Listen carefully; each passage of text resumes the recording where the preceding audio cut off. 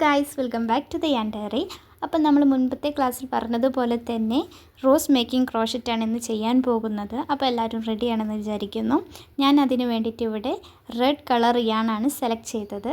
അതിനുശേഷം ഞാൻ 30 ചെയിനും ചെയ്തു. നിങ്ങൾക്ക് 30ഓ 40ഓ ഒക്കെ എടുക്കാം. അപ്പോൾ കുറച്ചും കൂടി വലിയ ഫ്ലവറായിട്ട് നിങ്ങൾക്ക് കിട്ടും. ഞാനിപ്പോൾ 30 ചെയിൻ മാത്രമേ എടുത്തിട്ടുള്ളൂ.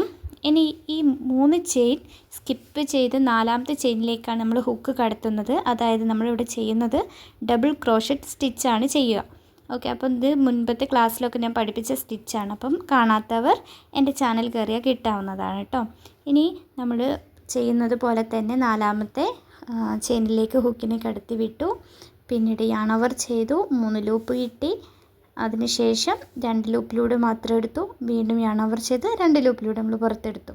അപ്പം ഇനി അടുത്ത് ചെയ്യുന്നത് വീണ്ടും 2 ചെയിൻ സ്റ്റിച്ച് ഇവിടെ കൊടുക്കുന്നുണ്ട്. അതിനുശേഷം നമ്മൾ ചെയ്യുന്നത് സെയിം ഡബിൾ ക്രോഷറ്റാണ്. പക്ഷേ നെക്സ്റ്റ് ചെയിനിലേക്ക് നമ്മൾ പോകുന്നില്ല.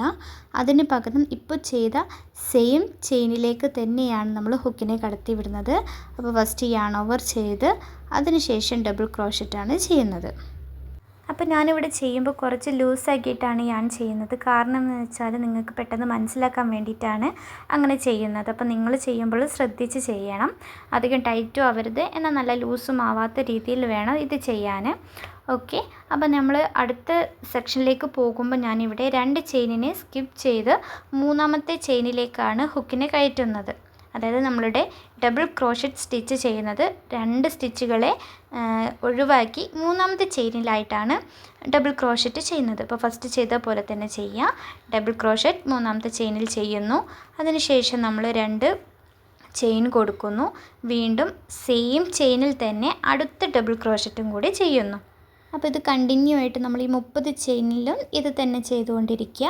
അപ്പോൾ നമുക്കൊരു ഫൈനൽ ലുക്ക് എന്ന് പറയുന്നത് ഒരു വി ഷേപ്പ് ഡിസൈനാണ് നമുക്ക് കിട്ടുക. അപ്പം ഈ 30 ചെയിൻ കഴിഞ്ഞാൽ നല്ലൊരു ഭംഗിയുള്ളൊരു വി ഡിസൈൻസ് നമുക്ക് കിട്ടും. അപ്പോൾ ഇത് ഫൈനൽ ലുക്കല്ല, ഈ പാർട്ട് 1ലെ ഫൈനൽ ലുക്കാണ്. അപ്പോൾ നമ്മൾ കട്ട് ചെയ്യാൻ പാടില്ല. കാരണം നമുക്ക് നെക്സ്റ്റ് പാർട്ടിലാണ് നമ്മളുടെ റോസ് മേക്കിംഗ് വീഡിയോയുടെ ഫൈനൽ പാർട്ട് എന്ന് പറയുന്നത്.